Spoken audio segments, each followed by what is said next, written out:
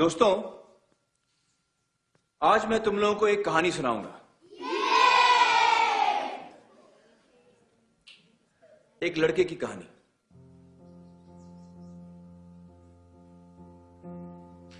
एक लड़का था, मत पूछो किधर। वो पढ़ लिख नहीं पाता था।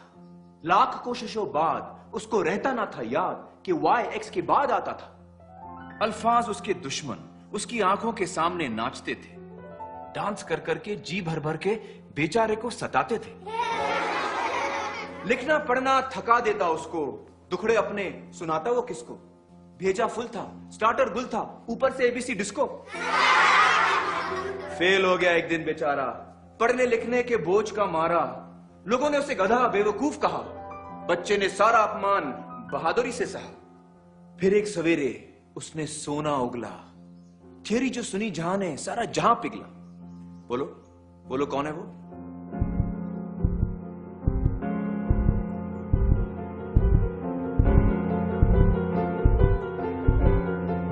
Albert Einstein.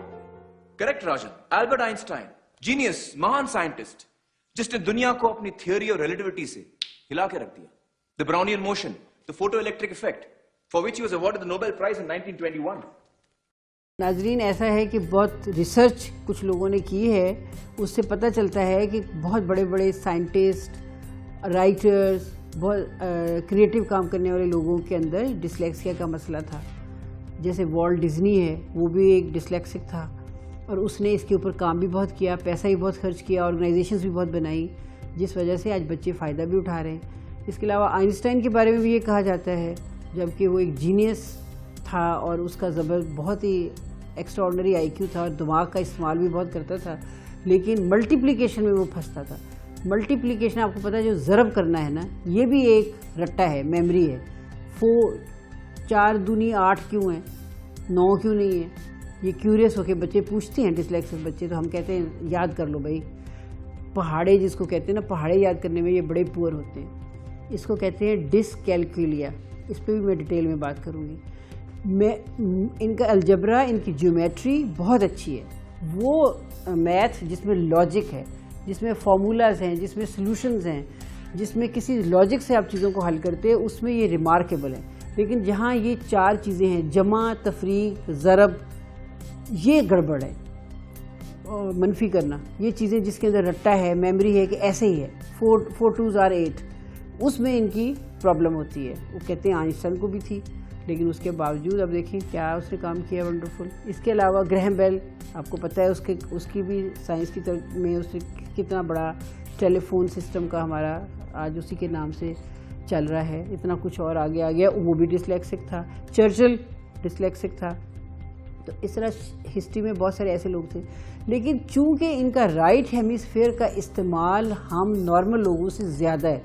हम अपनी मेमोरी पे रहते हैं, अपनी याददाश्त पे रहते हैं, हम लैंग्वेज के थ्रू सोचते हैं, लैंग्वेज के थ्रू अपनी सोचों को रीप्रोड्यूस करते हैं, पेपर के ऊपर अपनी थॉट्स लाते हैं। ये लोग इमेजेस से लाते हैं, ये लोग तस्वीरों से पिक्टोरियली लाते हैं, इसलिए इनकी विजन ब्रॉड होती है।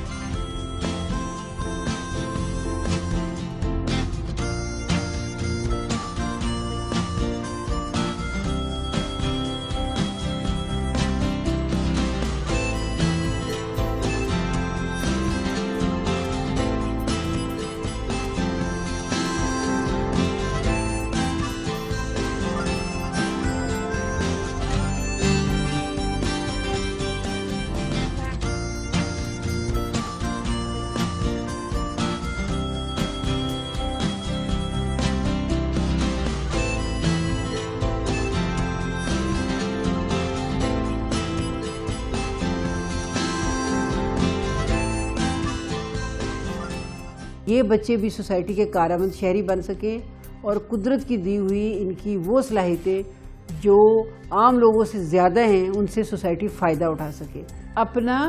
अपने घर वालों का, हमसाओं का, दोस्तों का, सोसाइटी का, सबका ख्याल रखें। अगले प्रोग्राम में फिर मिलेंगे। खुदा हाफिज़।